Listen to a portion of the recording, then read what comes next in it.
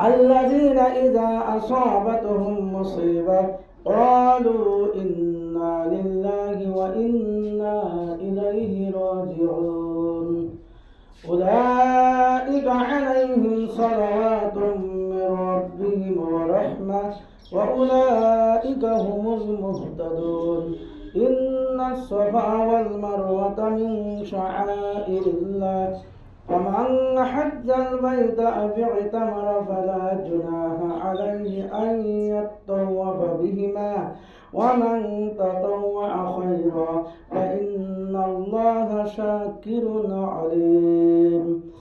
إن الذين يكتمون ما أنزلنا من البينات والهدى من بعد ما بيناه للناس في الكتاب أولئك يلعنهم الله ويلعنهم اللاعنون إلا الذين تابوا وأصلحوا وبينوا فأولئك أتوب عليهم وأنا التواب الرحيم. إن الذين كفروا وماتوا وهم كفار أولئك عليهم لعنة الله والملائكة والناس أجمعين خالدين فيها لا يخفف عنهم العذاب ولا هم ينظرون وإلهكم إله واحد لا إله إلا هو الرحمن الرحيم.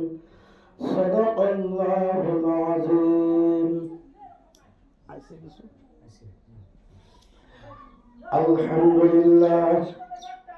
الحمد لله نحمده ونستعينه ونستغفره ونؤمن به ونتوكل عليه ونعوذ بالله من شرور أنفسنا ومن سيئات أعمالنا من يهده الله فلا مضل له ومن يضلله فلا هادي له ونشهد أن لا إله إلا الله وحده لا شريك له ونشهد أن سيدنا وحبيبنا ومولانا محمدا عبده ورسوله أرسله بالحق بشيرا ونذيرا وداعيا إلى الله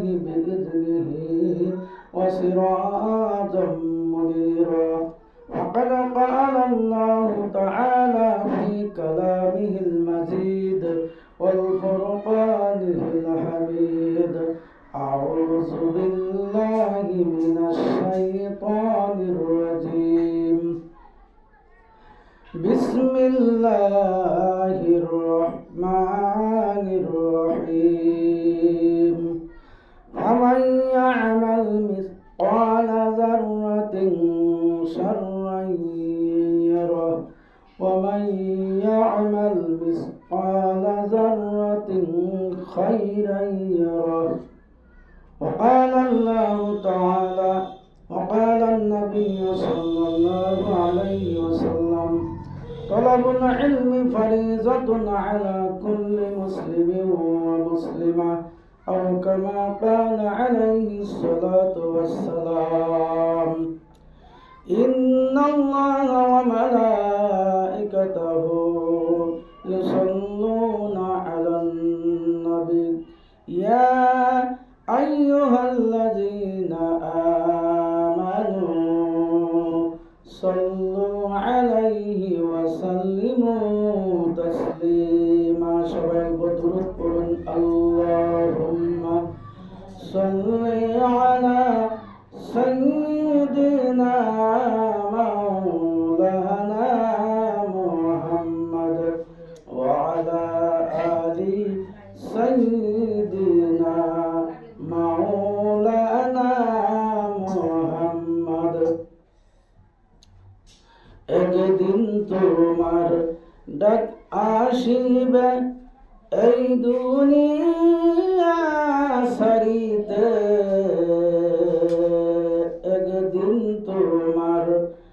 ডাক আসিবে এই দুনিয়া সারিতে,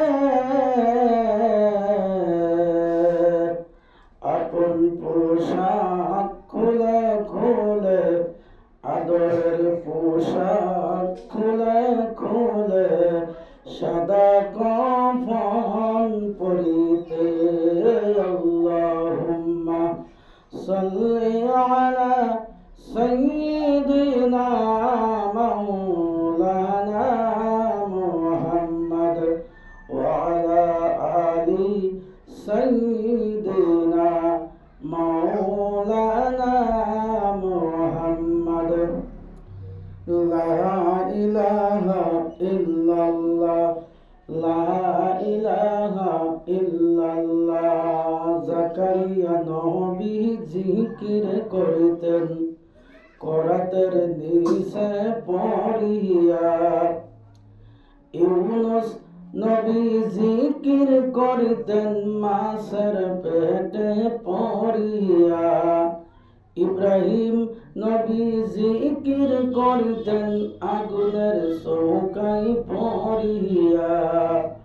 আমরা গুনাহগার জিকির করে একটু এই বৈঠকে বসিয়া। লা ইলাহা ইল্লাল্লাহ, লা ইলাহা ইল্লাল্লাহ, লা ইলাহা ইল্লাল্লাহ। হায়রে মানুষ বলো দেখি, রাত্র কেন কালো? সূর্য বলো কোথা হইতে পাইল এত আলো? হায়রে মানুষ বলো দেখি, রাত্র কেন কালো? সূর্য বলো কোথা হইতে পাইল এত আলো?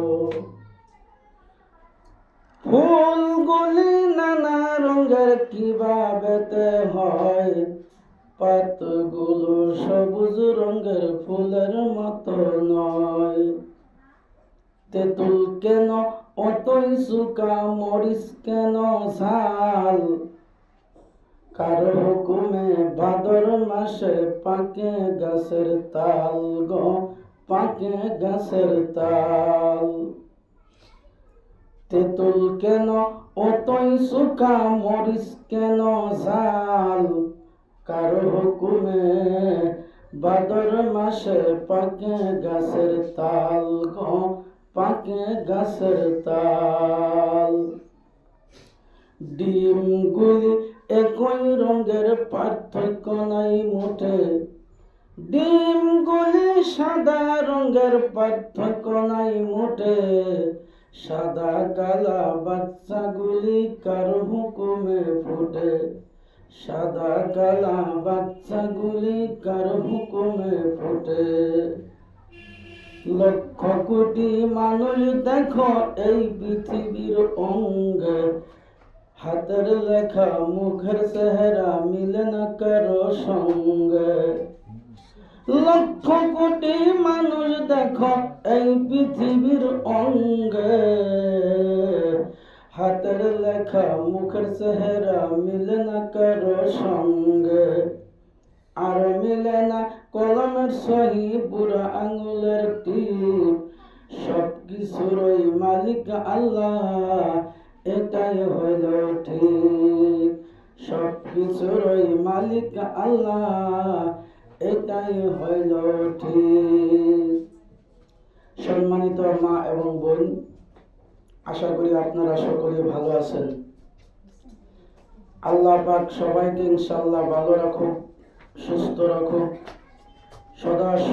সদা সর্বদা শান্তিতে রাখুক, আমরা এটাই কামনা করি।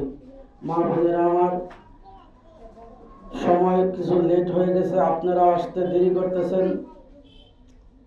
এখন 2:25 হয়েছে। যাই হোক,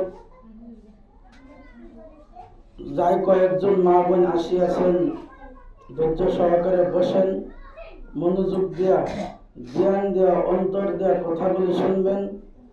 অবশ্যই আপনাদের বহু মূল্যবান সময় আমি বিশেষ নষ্ট করব না। দিনের মজলিস যত তাড়াতাড়ি আসা যায়, আমার মা বোন এটা সাধারণ মজলিস নয়, দ্বীনি মজলিস। এই মজলিসে কোরআন হাদিসের আলোচনা হবে। হাদিসের পাতা খুলিয়া দেখেন, হাদিসে লেখা আছে যে মা বোন বা কোনো মানুষ দ্বীনি মজমুয়াতে বসে দিনের আলোচনা শুনে, দিনের কথা শুনিয়া যখন বাড়িতে যায়, মাসুম বাচ্চা যে ধরনের মায়ের পেট থেকে জন্ম হয়েছে তার কোনো গুনাহ থাকতে পারে না। সন্তান এইমাত্র ভূমিষ্ঠ হয়েছে, সন্তান জন্ম হয়েছে, তার শরীরে একটা গুনাহ নাই। মা বোন, আপনারা যদি ধ্যান খেয়ালে দিনের মজলিসে আসিয়াছেন, আল্লাহ এবং আল্লাহর রাসূল সাল্লাল্লাহু আলাইহি সাল্লামকে খুশি করার নিয়তে আসিয়াছেন, আমল যদি করেন, আমলের নিয়তে যদি বসিয়াছেন, তাহলে আপনি যখন মজলিসে উঠিয়া যাবেন, যেই ধরনের বাচ্চা মায়ের পেট থেকে ভূমিষ্ঠ হইলে গুনাহ নাই, নিষ্পাপ, এই ধরনের নিষ্পাপ হয়ে মজলিস থেকে উঠিয়া যাবেন। সুবহানাল্লাহ। আমার মা বোন, এটা আমার মুখের কথা নয়, একটা কারগুজার শোনেন, ধ্যান করে শোনেন। আল্লাহর নবী সাল্লাল্লাহু আলাইহি সাল্লামের একজন সাহাবা, বৃদ্ধ সাহাবা, আমি শুরুতে একটা হাদিসের টুকরা পড়েছি, একটা পবিত্র কালামুল্লাহ শরীফ থেকে একটা কোরআনের আয়াত তেলাওয়াত করেছি। ইনশাআল্লাহ এই আয়াতের আর হাদিসের বিশ্লেষণ শেষের পর্যায়ে করব। প্রথমে মজলিস সম্পর্কে 2-4টি কথা আপনাদেরকে বলতেছি। মনোযোগ দিয়া ধ্যানের সহিত শুনবেন, আমলের সহিত শুনবেন। আমার মা বোন, তবলিগি কিতাবে লেখা আছে, যদি আপনার নিয়ত সহি হয়, আপনি যদি আল্লাহ কি ওয়াস্তে একটা খেজুর কিনিয়া যদি দান খয়রাত করেন, উহুদ পাহাড়ের মতো নেকি আপনার আমলনামায় আল্লাহ দান করবে। আর যদি আপনার নিয়ত সহি না হয়, নিয়ত যদি আপনার শুদ্ধ না হয়, উহুদ পরিমাণ স্বর্ণ, মুর্দা, হীরা, মানিক যদি আল্লাহর রাস্তায় আপনি দান করেন, খেজুর তো দূরের কথা, খেজুরের যে গুটি আছে, গুটি পরিমাণ সওয়াব আপনার নেকি, আপনার আমলনামায় আল্লাহ দান করবেন না, আল্লাহর দরবারে কবুল হবে না। তাই সবচেয়ে বড় কথা হলো আপনার নিয়ত। নিয়ত যদি ভালো হয়, সব ভালো। নিয়ত যদি খারাপ হয়, সব বরবাদ হয়ে যাবে। দিনের মজলিসে আপনারা গুরুত্ব দিবেন। প্রত্যেক জুম্মার দিন আপনারা ভাগ্যবান মা বোন, প্রত্যেক জুম্মার দিন আপনারা তালিমের একটা সুযোগ করে দিয়েছেন, আর পবিত্র কোরআন হাদিসের আলোচনা আপনারা শুনতেছেন। মজলিস যদি ছোট হয়, আল্লাহর কাছে এই মজলিস অনেক দামি, অনেক উঁচা। লাগলে আপনারা 15, 10 জন, 20 জন মা বোন আসিয়াছেন, দুনিয়াবি লক্ষ লক্ষ মানুষের মজলিস চাইতে আল্লাহর দরবারে 20 জনের মজলিস অনেক দামি হয়ে যাবে, অনেক দামি হয়ে যাবে। বলুন সুবহানাল্লাহ। আমার মা বোন, আর যদি কথা বোঝার কোনো অসুবিধা হয়, ইনশাল্লাহ ছোট ছোট বাচ্চাদের কাছে খবর দিবেন যে আমরা কথাগুলি বুঝতে পারতেছি না, তো ইনশাল্লাহ বোঝানোর জন্য আমি চেষ্টা করব। এই দিনই মজলিসের মধ্যে যে আপনারা আসিয়াছেন, আমি বলতেছিলাম আল্লাহর একজন সাহাবা বৃদ্ধা হয়ে গেছে, মানে বুড়া হয়ে গেছে। তার সন্তানকে ডাক দিছে, বাবা এদিকে আসো। সন্তান বাবার ডাক শুনিয়া বাবার সামনে আসলেন, আসিয়া বসলেন। বাবা ওসিয়ত করলেন, বাবা আমি তো আর বেশি দিন দুনিয়াতে বাঁচিয়া থাকবো না, আমার মনে হয় আমি বৃদ্ধা হয়ে গেছি, আমি বুড়ো হয়ে গেছি, আমি দুনিয়ার থেকে চলে যাব। কিন্তু আমি বাবা হিসাবে তোমার কাছে একটা ওসিয়ত করে যাই, তুমি এই আমি মরিয়া যাওয়ার পরে, আমি ইন্তেকাল হওয়ার পরে এই ওসিয়তটা তুমি আমাকে মঞ্জুর করবা, এই ওসিয়ত মতো তুমি কাজ করবা। সন্তান বলল, বাবা আপনার কি ওসিয়ত? বললেন, আমি যখন মরিয়া যাব, মরিয়া যাওয়ার পরে আমাকে গোসল করাবে, দফন কফন হবে, হওয়ার পরে যে সময় জানাজার করাবে, এমন একজন মানুষকে দিয়া, এমন একজন লোক দিয়া আমার জানাজারের নামাজটা পড়ায়ও, যেই মানুষটার শরীরে একটাও গুনাহ নাই, একটাও পাপ নাই, যেই মানুষটার শরীরে একটাও গুনাহ নাই, ওই মানুষটারে দিয়ে আমার জানাজারের ইমামতি করায়ও। আমার মা বোন, গভীর মনোযোগ দিয়ে শোনেন, বাবা হইয়া সন্তানের কাছে ওসিয়ত করলো, বাবা আমি যখন মরে যাব, দুনিয়া থেকে যখন আমি বিদায় হয়ে যাব, আমি বিদায় হয়ে যাওয়ার পরে আমি বাবা হিসাবে তুমি সন্তানকে একটা ওসিয়ত করে যাই, এমন একটা মানুষ দিয়া, এমন একজন হুজুর দিয়া, এমন একজন জুনাব দিয়া আমার জানাজার নামাজটা পড়ায়ও, যেই মানুষটার শরীরের মধ্যে একটাও গুনাহ নাই। যেই মানুষটা বলতে পারবে আমার শরীরে একটাও গুনাহ নাই, সেই মানুষটারে দিয়ে আমার জানাজার ব্যবস্থা করিও। আমার মা বোন, এই ওসিয়ত করার কয়েকদিন পরেই ওই বৃদ্ধা সাহাবা দুনিয়া থেকে বিদায় হয়ে গেছে, ইন্তিকাল হয়ে গেছে। সন্তান বড় টেনশনের মধ্যে পড়ে গেছে। বাবা বাবা যখন ইন্তেকাল হয়ে গেল, বাবা যখন মরিয়া গেল, যাওয়ার পরে বাবাকে ঘর থেকে আস্তে আস্তে বাহির করলো। আমার মা বোনেরা, ঘর থেকে আস্তে আস্তে বাহির করিয়া বারিন্দায় নিল। খালি ওই সাহাবাকে নেই নাই, যেদিন আপনার আমারও মওত হয়ে যাবে, আপনাকেও আমাকেও ঘর থেকে বাহির করবে। আমার মা বোনেরা আস্তে আস্তে ঘরের ভিতর থেকে বারিন্দায় বাহির করলো। বারিন্দা হইতে ওই আব্বাকে ঘরের বাইরে বাহির করে দিল। শরীয়ত অনুযায়ী গোসল করানো হলো, দফন কাফন করানো হলো, সব কিছুই সমাধান করে সন্তান বাবাকে নিয়ে জানাজারের ময়দানে গেলেন। আমার মা বোনেরা, সন্তান চতুর্দিকে খুঁজিয়া বেড়াইতেছে, মানুষকে জিজ্ঞাসা করে আমার বাবার জানাজার নামাজ কারে দিয়া পড়াইমু, কারণ বাবা ওসিয়ত করে গেছে যেই মানুষের শরীরে একটাও গুনাহ নাই, একটাও পাপ নাই, ওই ধরনের জুনাব দিয়া, ওই ধরনের হুজুরকে দিয়া জানাজার নামাজ পড়াবো। আমার মা বোনেরা, জানাজার ময়দানে হাজার হাজার মানুষ জানাজার ময়দানে সমবেত হয়েছে, জমা হয়েছে, এমন একজন লোক বাহির হয় না যে তার বাবার জানাজার নামাজ পড়াবে। আশা করি মা বোন বুঝতেছেন। ওই বাবাকে নিয়ে হাজার হাজার মানুষকে নিয়ে রাস্তার কিনারায় দাঁড়ায় আছে। এমনি ভাবে দেখে একজন জুনাব রাস্তা দিয়ে এক কদম দুই কদম করে আসতেছে, সামনে যাইয়া সালাম দিয়া বলল, হুজুর দয়া করে মায়া করে মেহেরবান করিয়া আমার বাবার জানাজারের নামাজটা পড়াইয়া দেন। হুজুর বলল, তোমরা জানাজারের কাতার বাঁধো। সন্তান বলল, হুজুর কাতার বাঁধব ঠিক, আপনি যে ইমামতি করবেন, আমার বাবার জানাজারের নামাজ যে পড়াইবেন, একটা শর্ত আছে। হুজুর বলল, জানাজারের নামাজ পড়াবো, আবার শর্ত কিসের? সন্তান বলল, না, বাবা যেই সময় মরিয়া যাবে, কয়েকদিন আগে আমাকে ডাক দিয়ে ওসিয়ত করছে যে এমন একজন জুনাব দিয়া, এরম একজন হুজুর দিয়া জানাজারের নামাজটা পড়াইও, যেই হুজুরের শরীরে একটাও গুনাহ নাই। যদি হুজুর আপনার শরীরে যদি গুনাহ আছে, তাহলে আপনি জানাজারের নামাজ পড়াইতে পারবেন না। হুজুর বললেও যে আমি তো আমার শরীরে গুনাহ আছে কি না এই গ্যারান্টি আমি দিতে পারবো না, কারণ আমার জীবনে আমি কত ধরনের গুনাহ করতে পারি, পাপ করতে পারি, কিন্তু আমার শরীরে যে গুনাহ নাই এই গ্যারান্টি আমি দিতে পারবো না। তাহলে আমি চলিয়া গেলাম, তোমরা অন্য কোন হুজুরকে দিয়া জানাজারের নামাজটা পড়াইয়া দিও। আমার মা বোন রে, দিনের মজলিসে আসা কত গুরুত্ব, গভীর মনোযোগ দিয়ে শুনেন। ওই হুজুর জানাজার নামাজ পড়াইল না, চলিয়া গেল। আবার কিছুক্ষণ সময় ওই জানাজার ময়দানে আব্বার লাশ নিয়ে হাজার হাজার মানুষ দাঁড়ায় আছে। এমনই অবস্থায় আরেকজন জনাব, আরেকজন হুজুর রাস্তা দিয়ে আইতেছে।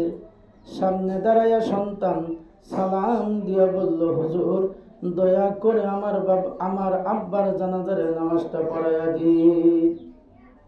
হুজুর বলল, তোমরা তাড়াতাড়ি দেরি করো না, জানাজারের কাতার সোজা করে নাও।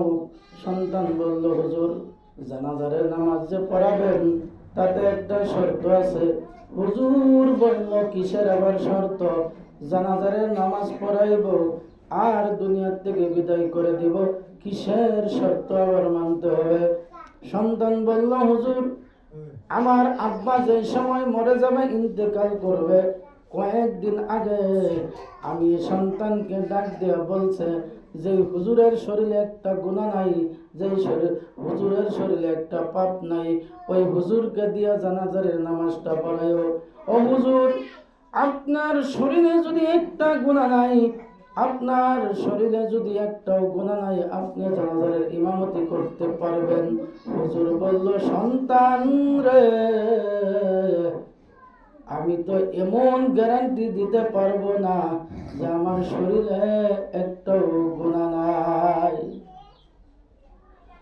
আমার মা বোন, ওই হুজুরও চলে গেল, জানাজার নামাজ পড়াইল না। এমনই অবস্থায় উমর ফারুক রাদিয়াল্লাহু তাআলা আনহু, খলিফাতুল মুসলিমিন, বড় একজন সাহাবার নাম আপনারা নিশ্চয় শুনেছেন। আমার মা বোন, উমর ফারুক রাদিয়াল্লাহু তাআলা আনহু ওই রাস্তা দিয়ে যখন আসতেছে, সন্তান সামনে যায় সালাম দিয়া বলল, হুজুর দয়া করে আপনি আমার বাবার জানাজার নামাজটা পড়াইয়া দিন। উমর রাদিয়াল্লাহু তাআলা আনহু বললেন, বাবারে দেরি করো না, তাড়াতাড়ি জানাজার কাতার সোজা করে নাও। সন্তান বলল, হুজুর কিন্তু একটা শর্ত আছে, আপনার শরীরে যদি একটাও গুনাহ নাই, তাহলে আপনি জানাজার ইমামতি করতে পারবেন, এইটা হইল আমার বাবার ওসিয়ত। উমর ফারুক রাদিয়াল্লাহু তাআলা আনহু বলল, তোমরা সোজা জানাজার ব্যবস্থা করে নাও, আমি ইমামতি করব, আমি ইমামতি করব। মা বোনেরা বলুন সুবহানাল্লাহ। উমর ফারুক রাদিয়াল্লাহু তাআলা আনহু ইমামতির কাতারে খাড়া হয়ে গেলেন, জানাজারে নামাজ পড়াইয়া দিল। জানাজারে নামাজ শেষ হইয়া উমর ফারুক রাদিয়াল্লাহু তাআলা আনহু যেই সময় চলিয়া যায়, ওই সময় সন্তান সামনে খাড়া হয়ে বলল, হুজুর আপনি আমার বাবার জানাজারে নামাজ পড়াইলেন, আমি আপনার কাছে জানতে চাই আপনি কিভাবে জানলেন আপনার শরীরে একটাও গুনাহ নাই? উমর ফারুক বলল, তুমি যদি বিশ্ব নবীকে বিশ্বাস করো, নবীকে যদি তোমরা মানো, নবীর বিশ্বাস যদি তোমার অন্তরে আছে, বিশ্ব নবী সাল্লাল্লাহু আলাইহি সাল্লাম মদিনা মুনওয়ারা নববী মসজিদের খুতবাতে বসিয়া, মেম্বরে বসিয়া সমস্ত সাহাবা আজমাইনদেরকে নিয়ে দিনের আলোচনা করতেছে, কোরআনের আলোচনা করতেছে।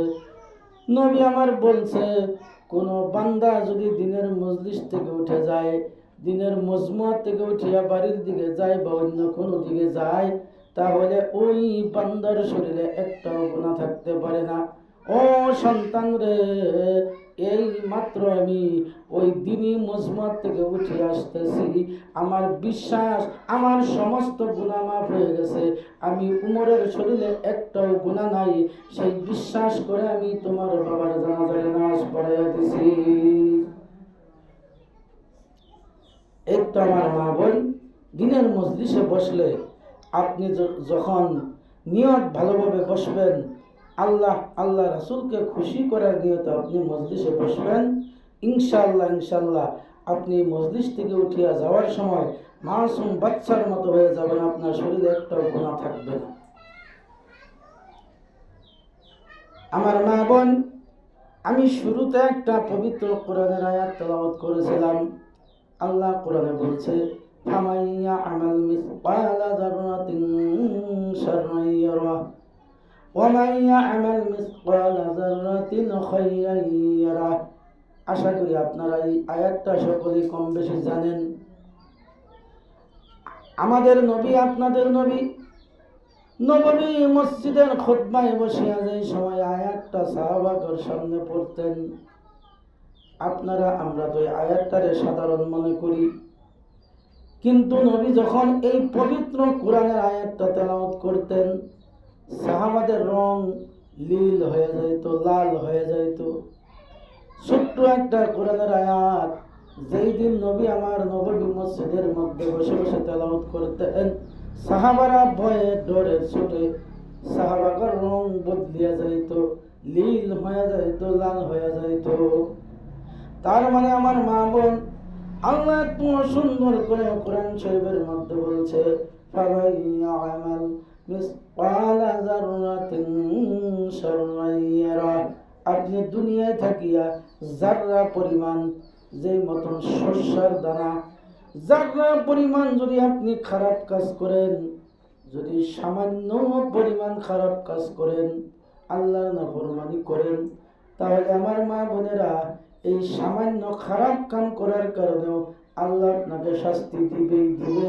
ওই শাস্তির থেকে বাঁচবার মতো ক্ষমতা নাই আমার মা বোন।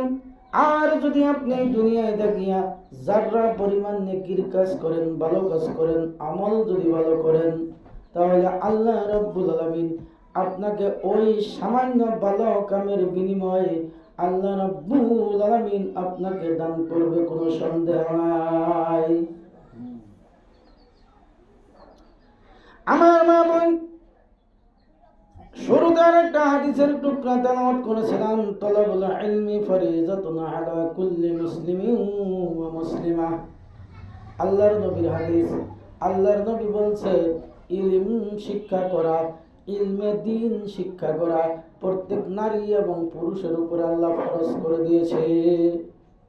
ওই পরিমাণ ইলম, যেই পরিমাণ ইলম আপনি ইসলামের সব কিছুই বুঝতে পারেন, হালাল হারাম চিনতে পারেন, নামাজ রোজা ইত্যাদি সহিহ শুদ্ধ করিয়া পড়তে পারেন, যে হাফিজা হওয়া লাগবে, আলিম হওয়া লাগবে, সেই কথা আল্লাহ বলে নাই। যেই পরিমাণ ইলম শিক্ষা করলে আপনার নামাজ রোজা ইত্যাদি করতে কোনো ধরনের অসুবিধা হবে না, ওই পরিমাণ ইলম শিক্ষা করা প্রত্যেক নারী এবং পুরুষের উপর আল্লাহ ফরজ করে দিয়েছে। আমার মা বোন, আপনারা বাড়ির বাউন্ডারির ভিতরে থাকেন, পর্দার ভিতরে থাকেন, ও আমার মা বোনেরা, আপনারা জান্নাতে যাওয়া অতি সহজ। তার কারণ হইল, একটা কথা বলিয়া দেই, আপনাদের জাতের জন্মগত দেশ হইল জান্নাত। বলুন সুবহানাল্লাহ। আমার মা বোন, মহিলা বিবি হাওয়া আলাইহিস সালাম, আপনার মতো মহিলা ছিল আদম আলাইহিস সালামের বিবি। কথাটা ঠিক বলছি না বেঠিক? আদম আলাইহিস সালামের বিবি হাওয়া আলাইহিস সালামের জন্ম কই হইছে? জান্নাত। জান্নাতে নারীকে আল্লাহ সৃষ্টি করেছে, জান্নাতের মধ্যে জন্ম দিয়েছে। আমার মা বোন, আপনারা বেশি কষ্টের প্রয়োজন হবে না, কারণ আপনাদের জন্মস্থান হইল জান্নাত, নারীদের জন্মস্থান হয়েছে জান্নাত। আপনারা যদি সামান্য দুনিয়াতে ইবাদত বন্দেগী করেন, স্বামীর হুকুম মানেন, 5 ওয়াক্ত নামাজ পড়েন, রোজা যদি রাখেন, জিকির আজকার যদি ভালোভাবে করেন, পর্দার ভিতরে যদি থাকেন, তাহলে মা বোন মনে করবেন আপনাদের জন্মস্থান জান্নাতে যাওয়া আপনাদের জন্য সহজ হয়ে যাবে। কোন সুবহানাল্লাহ। আমার মা বোনেরা, গভীর মনোযোগ দিয়ে শুনবেন। 60-70 বছর জিন্দেগি দুনিয়ার মধ্যে থাকিয়া আপনার আমার জীবন যাতে বরবাদ না হয়। ও আমার মা বোনেরা, একদিন না একদিন এই দুনিয়া ছাড়িয়া যাইতেই হবে। অনেক মা বোন আছে, একটা কথা বলিয়া দেই, বর্তমান জামানা মোবাইলের জামানা। আপনার স্বামী কত কষ্ট করে টাকা পয়সা কামাই করে, অনেক মা বোনের স্বামী বিদেশে আছে, কেরালায় আছে, সৌদিতে আছে। কারো স্বামী হাজার হাজার মাইল দূরে থাকিয়া টাকা পয়সা পাঠায়, অ্যাকাউন্টে টাকা দেয়, ব্যাংকে টাকা দেয়। আপনি শান্তিতে খাবেন, সন্তানকে ভালোভাবে খাওয়াবেন, পিন্দাবেন। কিন্তু আমার মা বোন মনে কষ্ট নেবেন না, দুঃখের বিষয়, আফসোসের বিষয় হয়ে গেছে। অনেক মা বোন স্বামী মাথার গাম পায়ে নিয়ে যে টাকাগুলি পয়সাগুলি কামাই করে, এই টাকা পয়সা মোবাইলে রিচার্জ করিয়া অন্য পুরুষের সাথে আলাপ আলোচনা করে মজার কথা কয়। আশা করি আপনাদের মাঝে নাই, কিন্তু অনেক আমরা খবরে পাই, পত্রিকায় পাই, নিউজে পাই, সোশ্যাল মিডিয়ায় পাইতেছি। বর্তমান জামানায় ওই মোবাইলে রিচার্জ করে করে অন্য পুরুষের সঙ্গে মজার আলাপ করে। আমার মা বোন, আল্লাহ আল্লাহকে স্মরণ করবেন, আল্লাহর ভয় অন্তরের মধ্যে রাখবেন। আপনারা এই ধরনের ভুল কোনোদিন করবেন না। তার কারণ হইল নারী জাতের কণ্ঠের আওয়াজটাও, গলার আওয়াজটাও আল্লাহ পর্দা করে দিয়েছে। আমার মা বোন, আপনার কণ্ঠের আওয়াজ, আপনার গলার আওয়াজ যেন অন্য পুরুষে না শুনে। আপনার মাথার চুল থেকে পায়ের পাতা পর্যন্ত যত অঙ্গ প্রত্যঙ্গ আছে, যত শরীর আছে, সমস্ত অঙ্গ প্রত্যঙ্গ আপনার স্বামীর জন্য আল্লাহ রাব্বুল আলামিন হালাল করে দিয়েছে, অন্য পুরুষের জন্য হারাম করে দিয়েছে। বলুন সুবহানাল্লাহ। আমার মা বোন, অনেক মা বোন আছে, মা বোনকে বোঝাবেন আপনার কণ্ঠের আওয়াজটাও, আপনার কণ্ঠের গলার সুর অন্য পুরুষকে শোনানো যাবে না, হারাম। আপনি আপনার স্বামী টাকা পাঠায়, ব্যাংকে টাকা পাঠায়, অ্যাকাউন্টে টাকা পাঠায়, অনেক মা বোন আছে ওই টাকা দিয়ে মোবাইল রিচার্জ করে অন্য পুরুষের সঙ্গে আলাপ করে। আপনি টাকা ভর্তি করিয়া নিজের স্বামীর সঙ্গে আলাপ করুন, বাধা নাই। মা বাবার সঙ্গে আলাপ করুন, বাধা নাই। বড় ভাই ছোট ভাইয়ের সঙ্গে, মামার সঙ্গে আলাপ করুন, কোনো ধরনের বাধা নাই।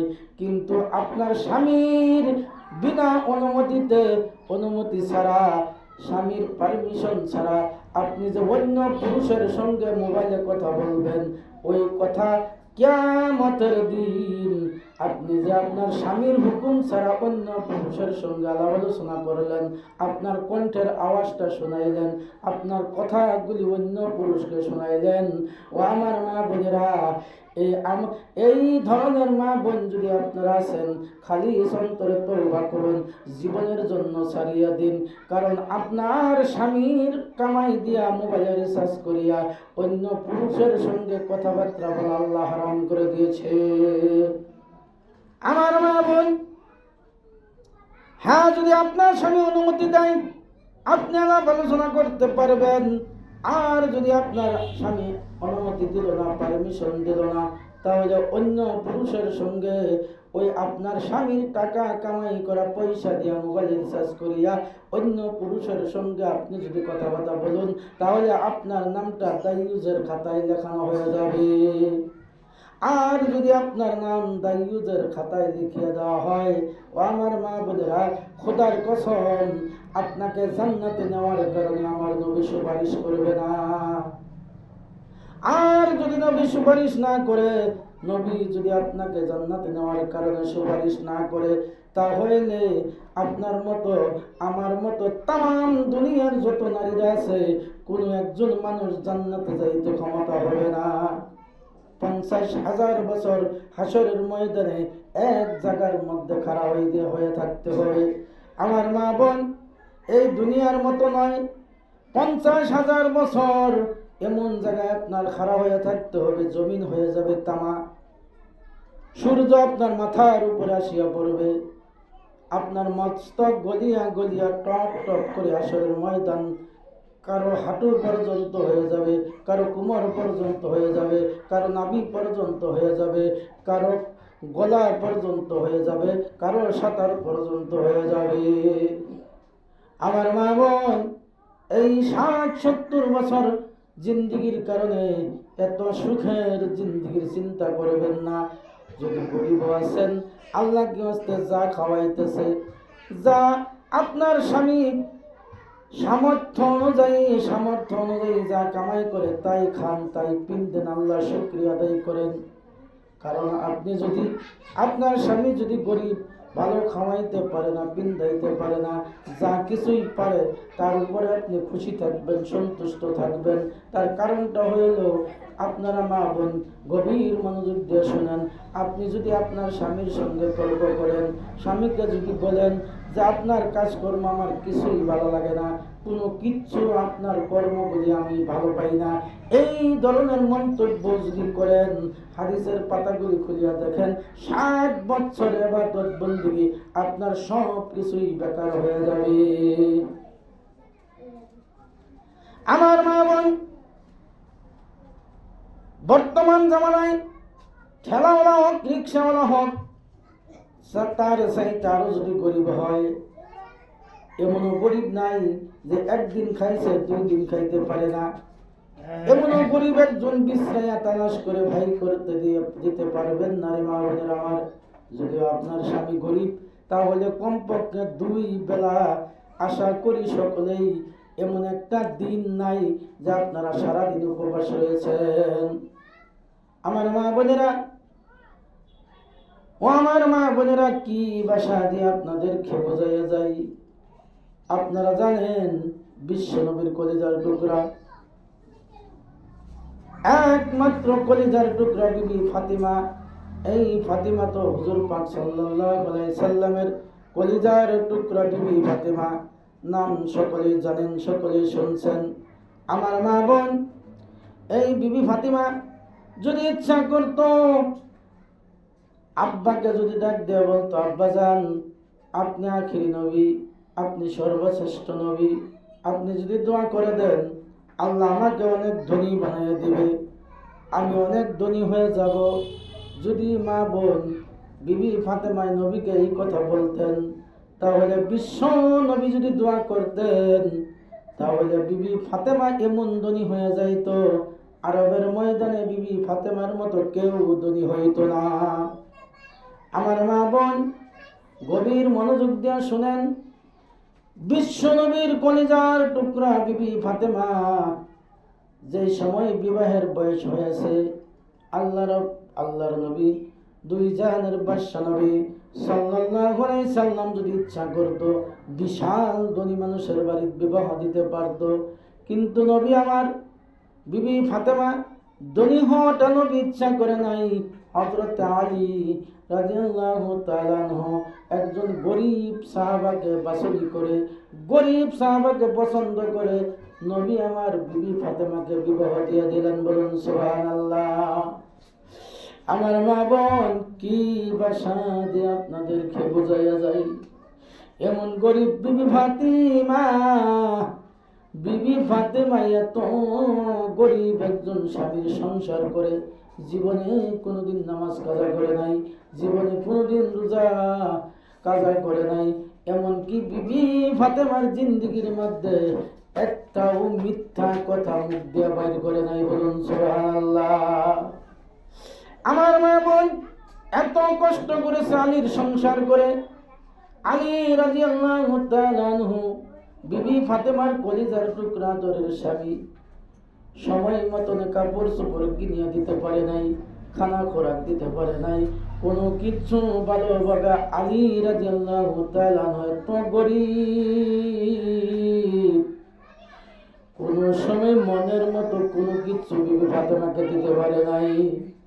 আমার মা বোন, কিন্তু কোনো দিন বিবি ফাতেমা জীবনের মধ্যে এমন কোনো ইতিহাস নাই, এমন কোন কথা কোনো কিতাবে পাওয়া যায় না, এত কষ্ট বিবি ফাতেমা করেছে।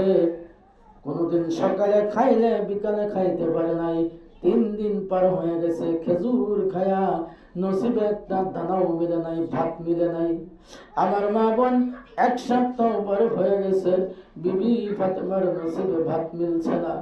ও আমার মা বোন, খেজুর খায়া রাত দিন বিবি ফাতেমা পার করে দিছে, কিন্তু কোনদিন স্বামীকে একটা কঠোর ব্যবহার করে নাই, খারাপ মন্তব্য করে নাই। স্বামীকে একদিন একটা খারাপ কথা বিবি ফাতেমার জীবনে বলছে না। ও আমার মা বোন, গভীর মনোযোগ দিয়ে শুনেন। বিশ্ব নবীর কলিজার টুকরা বিবি ফাতেমা এত গরিব ছিল রে মা বোন, হাদিসের পাতা খুললে পাওয়া যায়। বিশ্ব নবী সাল্লাল্লাহু আলাইহি সাল্লাম, ওনার কাছে কিছু গনিমতের মাল আসছে। গনিমতের মাল আশা করি বুঝেন। গনিমতের মাল তার মানে যুদ্ধ, ইহুদির সঙ্গে যুদ্ধ করবার সময় ইসলামের জয় হয়েছে। বলুন সুবহানাল্লাহ। আমার মা বোন, আশা করি কথাগুলি বুঝতেছেন।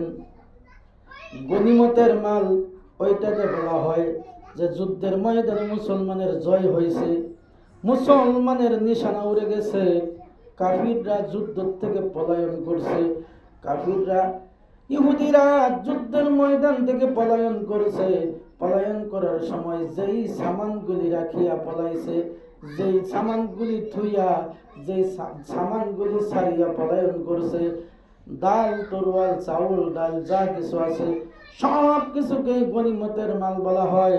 ওই গনিমতের মালগুলি গরিব গরিব সাহাবাদের জন্য আল্লাহ রাব্বুল আলামিন হালাল করে দিয়েছে, খাইতে পারে, বলুন সুবহানাল্লাহ। আমার মা বোন বিবি ফাতেমা খবর পাইল আব্বা জানের কাছে কিছু গনিমতের মাল আইছে, গুদামে জমা হয়ে রইছে। বিবি ফাতেমা কলিজার টুকরা স্বামী আলীকে ডাক দিয়ে বলল, স্বামী গো, আমি খবর পাইলাম, আমি শুনতে পাইলাম আমার বাবার কাছে গনিমতের মাল আইছে। গনিমতের মাল আমার আব্বা বন্টন করতেছে। স্বামী, আপনি যদি অনুমতি দেন, আপনি যদি পারমিশন দেন, আমি বিবি ফাতেমা এত গরিব, আমার বাবার কাছে যাইয়া কিছু গনিমতের মাল আনি। আমার মা বোন হযরত আলী রাদিয়াল্লাহু তাআলা আনহু বিবি ফাতেমাকে অনুমতি দিলেন, পারমিশন দিলেন, যাও তুমি তোমার আব্বার কাছে যাইয়া কিছু গনিমতের মাল আনার ব্যবস্থা করো। স্বামীর অনুমতি পাইয়া বিবি ফাতেমা বাড়ির দিকে রওনা করছে। আমার মা বোন রে, কি করে চোখের পানি ধরিয়া রাখতেন। বিবি ফাতেমা এত কষ্ট করছে, 7 দিন পর্যন্ত অনাহারে রয়েছে। কোন দিন গেছে ঘরের চুলায় আগুন জ্বলছে না, এমন উপবাস থাকি আল্লাহর ইবাদত করেছে। জীবনে কোনোদিন মিথ্যা কথা বলে নাই, জীবনে কোনোদিন স্বামীকে কঠোর ব্যবহার, কোনোদিন খারাপ ব্যবহার বিবি ফাতেমার জিন্দেগিতে হয় নাই। ও আমার মা বোনেরা, গভীর মনোযোগ দিয়ে শুনেন। স্বামীর অনুমতি পাইয়া বিবি ফাতেমা বাবার দরবারে হাজির হয়ে গেল। বাবাকে সালাম দিল, আসসালামু আলাইকুম ইয়া রাসূলুল্লাহ, ইয়া আব্বাজান। আপনার কলিজার টুকরা বিবি ফাতেমা তো গরিব। ও আব্বাজান, আমি শুনছি আপনার কাছে গনিমতের মাল আইছে, আপনি যদি দয়া করিয়া আপনার কলিজার টুকরা মেয়ে বিবি ফাতেমাকে কিছু গনিমতের মাল দিতেন, তা হইলে গরিবানা কিছু দূর হয়ে যাইত। বিশ্বনবী আমার বিবি ফাতেমার দিকে তাকায় বলল, মা, এই গনিমতের মাল তোমার জন্য বরাদ্দ নয়, তোমাকে আমি দিতে পারবো না। আমার মা বোন রে, বিশ্বনবী কলিজার টুকরা বিবি ফাতেমাকে বলল, ফাতেমা রে, এই গনিমতের মাল তুমি বিবি ফাতেমাকে দেওয়া যাবে না, তুমি বাড়িতে ফিরিয়া যাও। এই গনিমতের মাল আরবের ময়দানে যত এতিম সাহাবার আছে, গরিব সাহাবার আছে, ওই গরিব সাহাবাকে আল্লাহ রাব্বুল আলামিন বরাদ্দ করে দিয়েছে। আমার মা বোনরা, বিবি ফাতেমা বাবা যখন দিতে পারবো না নিষেধ করলো, বিবি ফাতেমা ফিরিয়া গেল। বিশ্বনবীর মনটা বেজার হয়ে গেল, কারণ বাপ আর ঝি, বাপ আব্বার মেয়েকে কিছু দিতে পারলো না। বিশ্বনবীর মনটা বেজার হয়ে গেছে। সকাল থেকে সন্ধ্যা পর্যন্ত আমার মা বোন যত গনিমতের মাল আছে সমস্ত গনিমতের মালগুলি গরিব গরিব সাহাবার মাঝে বন্টন করে দিল। সন্ধ্যার সময় মা বোনের আমার একটা গনিমতের মাল বিশ্বনবীর বাড়িতে, বিশ্বনবীর বাড়ির জন্য, ঘরের জন্য রাখে নাই, বলুন সুবহানাল্লাহ। সব কিছুই শেষ করে দিল। রাত্র যখন হয়ে গেছে, ঈশার নামাজ পড়িয়া নবী আমার যারে যারে কান্দে, ঘুম নাই, ঘুম হারাম হয়ে গেছে, ছটফট করে ঘুমে ধরে না। কারণ বিবি ফাতেমা বাড়িতে আইছে, নিজের কলিজার টুকরা মেয়েকে কিছু দিতে পারলো না। মেয়ের জন্য নবী আমার চোখের পানি ছেড়ে ছেড়ে কান্দে। আমার মা বোন মেয়ের জন্য কান্দে, ঘুম নাই, নবী আমার বিছানায় এদিক সেদিক ঘোরাঘুরি করে ঘুম নাইকা হয়ে গেছে। আর শুধু মনে মনে মনে এইটাই জাগতেছে, নিজের মেয়ে আসিয়া গনিমতের মাল চাইলো, আমি বাবা হইয়া মেয়েকে খালি হাতে ফিরিয়ে দিলাম, কোনো কিছুই মেয়ের হাতে তুলে দিতে পারলাম না। আমার মা বোন রে, নবীর ঘুম নাইকা হয়ে গেছে, বিছানায় ঘোরাঘুরি করে। রাত্র যখন গভীর হয়ে গেছে, ওই সময় আমার আল্লাহ জিবরাইল আলাইহিস সালামকে ডাক দেয়া কয়, জিবরাইল রে, তুমি 2টা পুরস্কার নিয়া আমার নবীর দরবারে তুমি হাজির হয়ে যাও। বলুন সুবহানাল্লাহ। আল্লাহ জিবরাইলকে ডাক দেয়া বলল, জিবরাইল, তুমি 2টি পুরস্কার ফাতেমার জন্য আমি কবুল করে দিলাম, এই 2টি পুরস্কার নিয়ে নবীকে দাও। নবী দেখো ঘুম নাইকা হয়ে গেছে, বিছানায় ঘুমাই না, মেয়েকে কোনো কিছুই দিতে পারলো না। জিবরাইল আলাইহিস সালাম আল্লাহর হুকুম পায়া সঙ্গে সঙ্গে নবীর দরবারে হাজির হয়ে গেল। নবীকে সালাম দিয়ে বলল, আসসালামু আলাইকুম ইয়া হাবিবাল্লাহ। ওগো আল্লাহর নবী, আপনি যে বিবি ফাতেমাকে কোনো কিছুই দিতে পারেন নাই, আপনার মনটা আজকে বেজার, আপনার মনে অশান্তি, আপনার ঘুম নাইকা হয়ে গেছে, চিন্তার কোনো কারণ নাই। আল্লাহ রাব্বুল আলামিন 2টা অফার দিয়া, 2টা পুরস্কার দিয়া, আপনার মেয়ের জন্য 2টা পুরস্কার দিয়া আমি জিবরাইলকে পাঠাইছি। বলুন সুবহানাল্লাহ। আমার মা বোন, জিবরাইল আলাইহিস সালাম পুরস্কার ঘোষণা করলেন, ওগো আল্লাহ নবী, 1 নম্বর পুরস্কার হইল, আজ থেকে গনিমতের মাল যদি বিবি ফাতেমা নিতে চাই তাহলে আপনি দিতে পারবেন, আল্লাহ অনুমতি দিছে। আপনি যদি গনিমতের মাল বিবি ফাতেমাকে দেন তা হালাল করে দিছে, আর কোনো অসুবিধা নাই, আপনি দিতে পারবেন। আর যদি বিবি ফাতেমা গনিমতের মাল না নেয় তাহলে একটা দোয়া দিয়ে পাঠাইছে, এই দোয়াটা আপনার মেয়ের জন্য আল্লাহ রাব্বুল আলামিন পুরস্কার হিসেবে দান করেছে। বলুন সুবহানাল্লাহ। আমার মা বোন, হজরের নামাজ আদায় করিয়া বিশ্বনবী 2টা পুরস্কার নিয়ে বিবি ফাতেমার বাড়িতে হাজির হয়ে গেছে।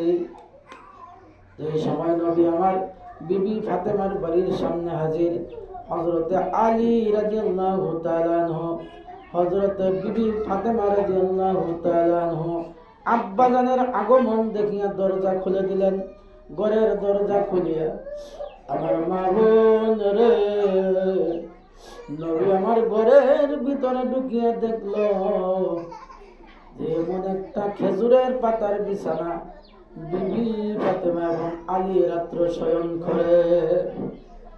আমার মা বোন, শুধুমাত্র খেজুর পাতার বিছানা, যে বিছানাতে কোনো লেপ নাই, তুষক নাই, কম্বল নাই, খেজুর পাতার বিছানার মধ্যে আলী এবং বিবি ফাতেমা 2 জনে সংসার করে। আর একটা মাত্র বালিশ, আর শুধুমাত্র একটা কম্বল। বিবি ফাতেমা আলী রাদিয়াল্লাহু তাআলা আনহু স্বামী স্ত্রী 2 জন যখন রাত্রবেলায় এই শীতের মৌসুমে, শীতের সিজনে ওই কম্বল গায়ে দেয়, আমার মা বোনেরা রে, মাথা যদি ডাকিয়া শয়ন করে পাও উদন হয়ে থাকে, পাও যদি ডাকিয়া শয়ন করে মাথার দিক বাহির হয়ে থাকে, একদম একটা কম্বল দিয়া স্বামী স্ত্রী সংসার করে, এই সারা বিবি ফাতেমার ঘরে আর কিছুই নাই। বিবি ফাতেমার ঘরের বিছনা দেখিয়া বিশ্বনবী জার জার করে কান্দে।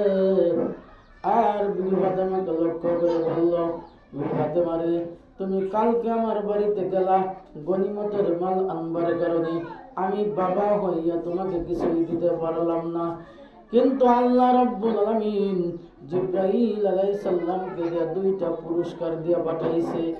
বিবি ফাতেমা কয়, পুরস্কারগুলি কি? 1 নম্বর পুরস্কার হইল গনিমতের মাল তোমার জন্য আল্লাহ হালাল করে দিয়েছে, তুমি যদি চাও তাহলে আমি গনিমতের মাল দিতে পারি, আল্লাহ জায়েজ করে দিয়েছে। আল্লাহ তোমাকে দেওয়ার জন্য অনুমতি দিয়েছে।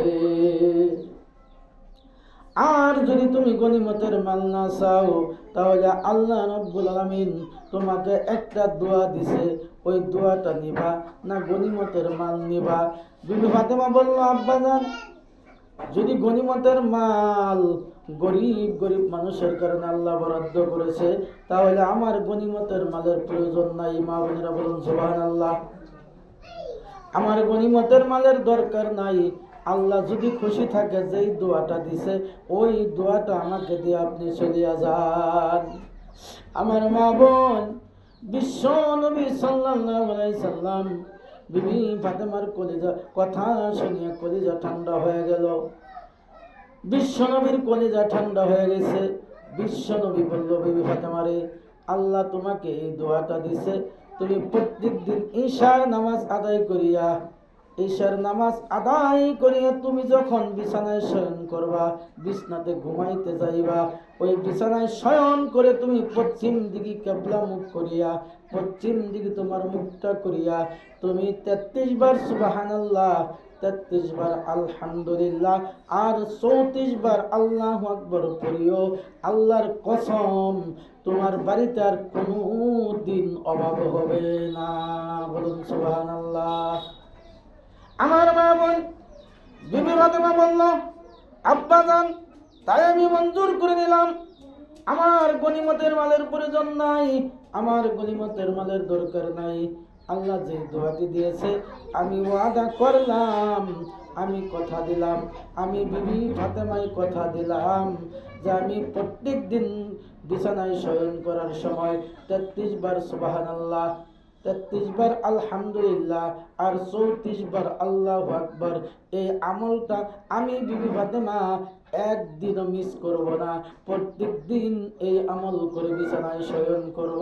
আল্লাহর নবী বলল, এই আমল যদি তুমি করতে পারো, তাহলে আমি নবী বলিয়া দিলাম, যে মহিলা এই আমলটি করবে, যে মা বোন এই আমলটি করবে, খোদার কসম খায়া বলছি, ওই মা বোনের বাড়িতে আর কোনোদিন অভাব দেখা দিবে না। বলুন সুবহানাল্লাহ। আমার মা বোন, সময় নাই, শেষ করে দিতেছে, আসরের আজান হয়ে যাইতেছে। আমার মা বোনেরা গভীর মনোযোগ দিয়ে শোনেন, ধ্যান করে শোনেন, অন্তর দিয়ে শোনেন। শেষবারের মতো আপনাকে বলিয়া যাইতেছি, কোনোদিন আপনার স্বামীর সঙ্গে রাগ করবেন না, গুসা করবেন না, কোনোদিন অশ্লীল ব্যবহার করবেন না, কারণ আপনার জন্য আপনার স্বামী বড় দৌলত, বড় দৌলত রে মা বোন। সবাই কিন্তু স্বামী কি চিনে না। উমর ফারুক রাদিয়াল্লাহু তাআলা আনহু, তিনি একদিন উঠে শোয়ার হইয়া পাহাড়ের কিনার দিয়ে যাইতেছিলেন। এমত অবস্থায় কোনো একটা গাছের নিচে, কোনো একটা গাছের ছায়াতে উমর ফারুক রাদিয়াল্লাহু তাআলা আনহু জিরাইতে বসছে। এমনই সময় পাহাড় থেকে, জঙ্গল থেকে পশু পঙ্খী আসিয়া ওই উমরের পায়ে পড়িয়া সিজদা করা আরম্ভ করে দিল।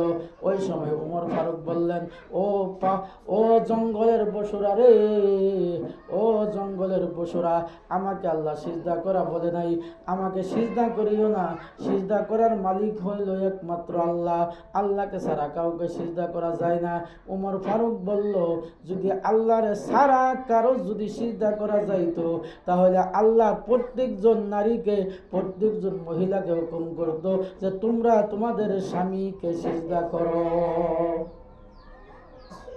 আমার মা বোন, আপনার স্বামীকে সিজদা করা আল্লাহ হুকুম করত। স্বামী এত বড় দৌলত। আমার মা বোন, কোনোদিন স্বামীর অন্তরে কষ্ট দিবেন না, দুঃখ দিবেন না। লাগে আপনি খান না খান, আপনি যতই কষ্ট করেন, যতই কষ্ট সহ্য করবেন, আল্লাহ কোরআনে বলছে, ইয়া আইয়ুহাল্লাযীনা আমানুস্তাঈনু বিস-সাবরি ওয়াস-সালাহ ইন্নাল্লাহা মা'আস-সাবিরিন। আমার মা বোন, আপনার স্বামী গরিব আছে, আপনি স্বামী যা দিতে পারে তাই গ্রহণ করবেন, আলহামদুলিল্লাহ করে গ্রহণ করবেন। কোনো দিন স্বামীর মনে কষ্ট দিবেন না, কারণ আপনি যদি ধৈর্য ধারণ করুন, নামাজ আদায় করুন, সবর যদি ধরুন, আল্লাহ রাব্বুল আলামিন সবরকারীর সঙ্গে সবসময় আছে। বলুন সুবহানাল্লাহ। আমার মা বোন, আপনাদেরকে আমি হাতে ধরে পায়ে ধরে অনুরোধ করে বলতেছি, পরিবর্তন করুন। কারণ এই যে কেননা কারো বাপ দুনিয়া থেকে বিদায় হয়ে গেছে, মা বিদায় হয়ে গেছে, পরিয়াল থেকে ময় মুরব্বী দুনিয়া থেকে বিদায় হয়ে গেছে, একদিন আপনারও বিদায় হইতে হবে, আপনিও সেই কবরের বাসিন্দা হইতে হবে, যেই কবরে অনন্তকাল চিরকাল থাকতে হবে, যেই কবরে যাওয়ার পরে আপনার কেউ খবর নেবে না। আমার মা বোন, অন্ধকার কবরে যাওয়ার পরে আপনার সাথী কেউ হবে না, কেউ অন্ধকার কবরে আপনার খবরটা পর্যন্ত নিবে না, ওই অন্ধকার কবরে কেউ বাতি জ্বালাইয়া দিবে না, সেই অন্ধকার কবরে আপনার চিরকাল, যেই কালের কোনো শেষ নাই, অনন্তকাল আবাদুল জিন্দিগি আপনার ওই অন্ধকার কবরে থাকতে হবে। সেই কবরের কথা মনে করে স্মরণ করে পরিপূর্ণ স্বামীর হুকুমগুলা মানিয়া ঘরের বাউন্ডারির ভিতরে থাকিয়া আপনারা 5 ওয়াক্ত নামাজ কায়েম করেন, পর্দার ভিতরে থাকেন, আপনার নিজের শরীরটা মাথার চুল হইতে পাও পর্যন্ত পরিপূর্ণ ঢাকিয়া আপনি স্বামীর সাথে সংসার করেন। আপনি পরিপূর্ণ স্বামীর কথা যদি মানেন, আমি আরেকদিনও বলছি যে আপনি মরিয়া যাওয়ার পরে, দুনিয়ার থেকে বিদায় হওয়ার পরে আপনার স্বামী যদি শুধুমাত্র 20 জন মানুষকে বলে যে আমার বিবি অত্যন্ত ভালো ছিল, আমার কথা মানিয়া চলছে, আমার হুকুমগুলা মানছে, শরীয়তপন্থী মোতাবেক জীবনযাপন করেছে, 20 জনের কাছে যদি সাক্ষী দেয়, আমার মা বোন হাদিসের পাতা খুলে দেখুন, আপনার স্বামী যদি 20 জন মানুষের কাছে যদি সাক্ষী দেয়, তাহলে আপনার জন্য আল্লাহ রাব্বুল আলামিন 8টা জান্নাতের দরজা খুলিয়া দিবেন। সুবহানাল্লাহ। ইনশাআল্লাহ আশা করি যা কিছু আলোচনা করলাম আপনারা শাহাদত আঙ্গুল আকাশের দিকে উঁচু করে বলুন যে ইনশাআল্লাহ আজ থেকে পরিপূর্ণভাবে আমি স্বামীর কথা মানিয়ে চলব। আস্তে করে ইনশাআল্লাহর আওয়াজটা বলুন, আমি শুনি। ইনশাআল্লাহ। আমার মা বোন আপনারা, আমিও দোয়া করি আল্লাহ যেন আপনাদের নেক হায়াত দান করে, এবং আসর আজান দিয়েছে ছেড়ে দিন না। আর তালিমে যদি আপনারা আসেন, আশা করি আরও একটু সময়ের দিকে লক্ষ্য করিয়া সময়ের চিন্তা করে আসবেন। পুরাপুরি যেন 2টার আগে 1:30টার সময় আপনারা আসিয়া হাজির হয়ে যাইতে পারেন, এই আশা রাখলাম। আর যা কিছু বললাম পরিপূর্ণভাবে রাস্তাঘাটে চলাফেরার মাধ্যমে, উঠা বসার মাধ্যমে, সমস্ত উঠা বসা, খাওয়া দাওয়া, চলাফেরা, যা কিছু দুনিয়াতে করবেন সব যেন আল্লাহ এবং আল্লাহ রাসূল খুশির জন্য হয়, সব কিছুই যেন আল্লাহ খুশি হয়, আল্লাহর নবী খুশি হয়। এই ধরনের কাজ করে ইনশাল্লাহ যদি আপনার জিন্দগিটা অতিবাহিত করতে পারেন, আপনি আপনার জিন্দগিটা যদি পার করতে পারেন, ইনশাল্লাহ জান্নাত আল্লাহ বানাইছে আপনারা আমার কারণে, আল্লাহ নিজে জান্নাতের স্বাদ উপভোগ করার কারণে বানাই নাই। গতিকে মা বোনের আমার, সহ্য করতে পারবেন না জাহান্নামের আগুন, কোনো দিন সহ্য করতে পারবেন না, কারণ দুনিয়ার আগুনের এত পাওয়ার। একটা বাতির মধ্যে যদি আপনার একটা আঙ্গুল ধরিয়া দেন, তো ওই আগুনে স্পষ্ট করার সঙ্গে সঙ্গে আপনার শরীরে কষ্ট হয়, ওই আঙ্গুল পুড়িয়া যায়। জাহান্নামের মধ্যে আপনার সারা শরীর নিক্ষেপ করে দিবে, অনন্তকাল জিন্দিগি ওই জাহান্নামে কিভাবে থাকবেন, কিভাবে সহ্য করবেন। গতিকে আল্লাহর ভয় অন্তরের মধ্যে রাখিয়া স্বামীর হুকুম মোতাবেক জীবন যাপন করেন। ইনশাল্লাহ ইনশাল্লাহ আল্লাহ রাব্বুল আলামিন আপনার জীবনে শান্তি দিবে, কবরে শান্তি দিবে, হাসরের দিন শান্তি দিবে, মৌতের পরে শান্তি দিবে ইনশাআল্লাহ। আল্লাহ পাক রব্বুল আলামিন আশা করি মা বোন সবাই 5 ওয়াক্ত নামাজ কায়েম করবেন, স্বামীর কথা মতো জীবন যাপন করবেন, আল্লাহ রাব্বুল আলামিন আপনাদের উপরে খুশি হবে এবং জান্নাত দান করবে। আল্লাহ রাব্বুল আলামিন আমাদের সবাইকে বেশি বেশি আমল করার তৌফিক দান করুক, আমিন। সবাই দুরূদ পড়ুন। আল্লাহুম্মা সাল্লি আলা মুহাম্মাদ ওয়া আলা আলি মুহাম্মাদ কামা সাল্লাইতা আলা ইব্রাহিম ওয়া আলা আলি ইব্রাহিম ইন্নাকা হামিদুম মাজিদ। আল্লাহুম্মা বারিক আলা মুহাম্মাদ ওয়া আলা আলি মুহাম্মাদ কামা বারাকতা আলা ইব্রাহিম ওয়া আলা আলি ইব্রাহিম ইন্নাকা হামিদুম মাজিদ। হুজুর দোয়া করুন। اللهم آمين. ربنا ظلمنا أنفسنا وإن لم تغفر لنا وترحمنا لنكونن من الخاسرين. رب العالمين ও খোদা দয়াময়, পবিত্র জুম্মার দিন, পবিত্র শুক্রবারের দিন এতিম কাঙ্গালের মতো, ভিখারির মতো ভিক্ষুক যেইভাবে মানুষের বাড়ি বাড়ি হাত বাড়ায়, আল্লাহ আমরা দুইটি হাত তোমার দরবারে মা বোনদেরকে নিয়ে বাড়াইছি। মাবুদ, পবিত্র জুম্মার দিন আল্লাহ তুমি আমাদের প্রত্যেকের জীবনের গুনাহ খাতাগুলি তুমি মাফ করে দাও।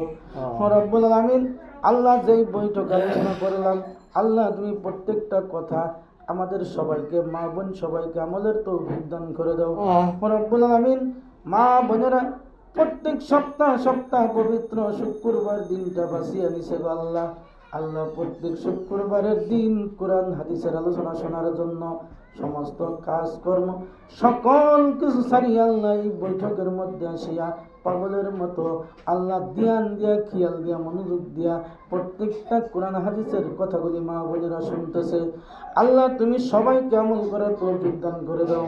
আল্লাহ তুমি মজমা রচনা করে আমাদের মা বোন সকলের জীবনের গুনাহ খাতাগুলি তুমি আল্লাহ মাফ করে দাও। রব্বুল আলামিন, অগণয়ের আল্লাহ, আল্লাহ মা বোন, অনেক মা বোন আছে বেমারে পড়ে রয়েছে আল্লাহ, কঠিন কঠিন বেমার, যেই বেমার আছে ডাক্তারের ওষুধের দ্বারা বেমার ভালো হয় না, কবিরাজে ভালো করতে পারে না, এমন বেমার আছে আল্লাহ তোমার কুদরতি হাতের ঔষধ দিয়া আল্লাহ তুমি মা বোনের বেমারকে সেবা করে দাও। রব্বুল আলামিন, তুমি ডাক্তারের ডাক্তার, কবিরাজের কবিরাজ, আল্লাহ তুমি বেমার দিতে পারো, আল্লাহ তুমি বেমার ভালো করতে পারো। রব্বুল আলামিন, ও খোদা দয়াময়, আল্লাহ তুমি যদি বেমার ভালো করে দাও, আমাদের বিশ্বাস আছে দুনিয়ার কোনো ডাক্তার কবিরাজের দরকার হবে না। আল্লাহ তুমি যদি বেমার ভালো না করো, আল্লাহ দুনিয়ার কোনো ডাক্তার কবিরাজের বেমার ভালো করতে পারবে না। রব্বুল আলামিন, আল্লাহ তোমার কুদরতি হাতের দাওয়াই দিয়া আল্লাহ তুমি মা বোনের বেমারকে তুমি সেবা দান করে দাও। রব্বুল আলামিন, আল্লাহ এই মজলিসের মধ্যে যত মা বোনের মা বাপ, দাদা দাদি, নানা নানি, আত্মীয় স্বজন, বংশ পরিয়াল থেকে, খানদান বাই খানদান থেকে আল্লাহ যেনারা অন্ধকার কবরে বিদায় হয়ে গেছে, যার যার বংশ পরিয়াল থেকে যেনারা কবরে বিদায় হয়ে গেছে, আল্লাহ তুমি সকলের কবর আযাবকে মাফ করে জান্নাতের ফয়সালা করে দাও। রব্বুল আলামিন, ও খোদা দয়াময়, পরওয়ারদিগার আলম, আল্লাহ তুমি প্রত্যেক শুক্রবারের দিন, পবিত্র জুম্মার দিন আল্লাহ তুমি মা বন্ধুকে জমা হইয়া কোরআন হাদিস শোনার জন্য তৌফিক দান করে দাও। আল্লাহ যা কিছু শুনলে সকল কিছুই তুমি আমলে পরিণত করার তৌফিক দান করে দাও। আল্লাহ মা বন্ধুকে স্বামীর হুকুম মোতাবেক চলার তৌফিক দান করে দাও। আল্লাহ 5 ওয়াক্ত নামাজি বানিয়ে দাও। রব্বুল আলামিন, মা বোন সকলকে আল্লাহ তুমি কিয়ামতের দিন এই পবিত্র বৈঠকের উসিলা করে আল্লাহ তুমি নাজাতের কাতারে খাড়া করে দিও। বিফাদিল সুবহানা রাব্বিকা রাব্বিল ইজ্জাতি আম্মা ইয়াসিফুন ওয়া সালামুন আলাল মুরসালিন আলহামদুলিল্লাহি রাব্বিল আলামিন। বিরহমাতিকা ইয়া আসসালামু আলাইকুম ওয়া রাহমাতুল্লাহি ওয়া বারাকাতুহু। সুবহানাল্লাহি ওয়া বিহামদিহি, সুবহানাকাল্লাহুম্মা ওয়া বিহামদিকা, ওয়া নাশহাদু আল লা ইলাহা ইল্লা আনতা, ওয়া নাস্তাগফিরুকা ওয়া নাতুবু ইলাইক।